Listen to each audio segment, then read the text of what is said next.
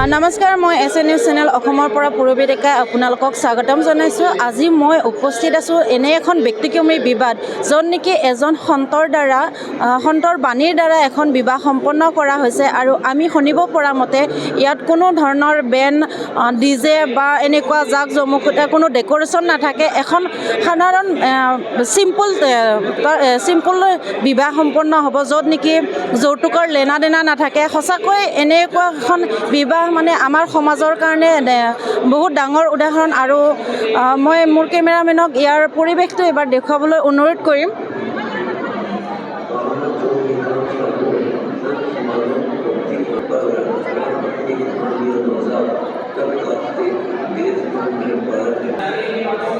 হয়, ইয়াত আমি দেখিবলৈ পাইছোঁ 25টা যোৰাৰ দৰা কইনা বিবাহ সম্পন্ন হ'বলৈ গৈ আছে। সঁচাকৈ আমি দেখিবলৈ পাইছোঁ ইমান ধুনীয়া চিম্পুল পৰিপাটিকৈ বিবাহ সম্পন্ন কৰিবলৈ গৈ আছে। গতিকে আহকচোন আমি ইয়াৰ পৰিৱেশটো এবাৰ দেখুৱাবলৈ মোৰ কেমেৰামেনক অনুৰোধ জনাম।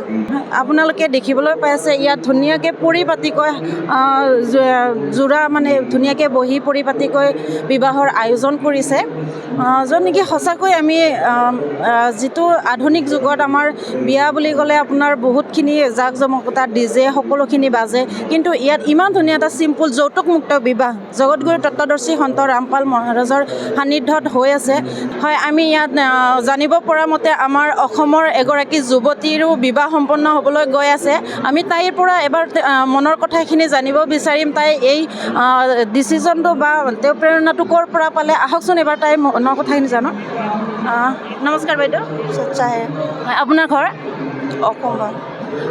আজি যি আপোনাৰ জগতগুৰু তত্ত্বদৰ্শী সন্ত ৰামপাল গুৰু মহাৰাজাৰ সান্নিধ্যত যৌতুকমুক্ত বিবাহ সম্পন্ন হ'বলৈ গৈ আছে, আপুনি এই প্ৰেৰণাটো ক'ৰ পৰা পালে? আমি এই প্ৰেৰণাটো আমাৰ গুৰুজী সন্ত ৰামপালজী মহাৰাজ গুৰুজীৰ পৰা আমি পাইছোঁ। আৰু আমি আচলতে দেখিবলৈ পাওঁ এজনী কইনা বুলি ক'লে য'ত নেকি বহুত ধুনীয়াকৈ সাজি কাচি মেহেন্দি লগাই বা জাক জমকতাৰে অলংকাৰে সাজি কাচি আহে। তাত আপুনি ইমান একেবাৰে চিম্পুল, তেনেকুৱাত আপোনাৰ কেনেকুৱা মনৰ ভাৱটো কেনেকুৱা আপোনাৰ?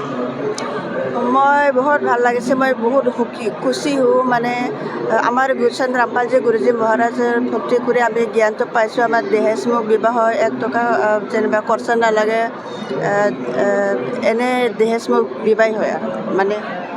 ধন্যবাদ বাইদেউ। सच्चाई। नमस्ते सर। नमस्ते जी। आपका नाम? विनोद दास जी। आप कहाँ से हो? हरियाणा से, जिला फतेहबाद।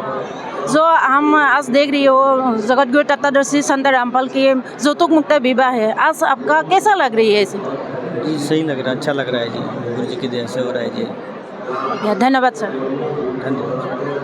এতিয়া আমি তেখেতৰ পৰা জানিলোঁ যে এজনী অসমৰ ছোৱালী আহি ইয়াত বিবাহ সম্পন্ন কৰিছে, সম্পূৰ্ণ যৌতুকমুক্ত বিবাহ। সঁচাকৈ আমাৰ আজি সমাজৰ কাৰণে এটা বহুত ডাঙৰ উদাহৰণ, য'ত নেকি আমাৰ এজনী ছোৱালী বিয়া দিবৰ কাৰণে মাক দেউতাকৰ বহুখিনি প্ৰব্লেম হয়, বা এজনী ছোৱালী বোৱাৰী হাজবেণ্ডৰ ঘৰত গৈ যিখিনি যৌতুকৰ কাৰণে অত্যাচাৰৰ বলি হ'ব লগা হয়, তেনেকুৱা ক্ষেত্ৰত এইটো জগতগুৰু তত্ত্বদৰ্শী সন্ত ৰামপাল গুৰু মহাৰাজৰ সঁচাকৈ বহুত শলাগ ল'বলগীয়া पदक्षेप।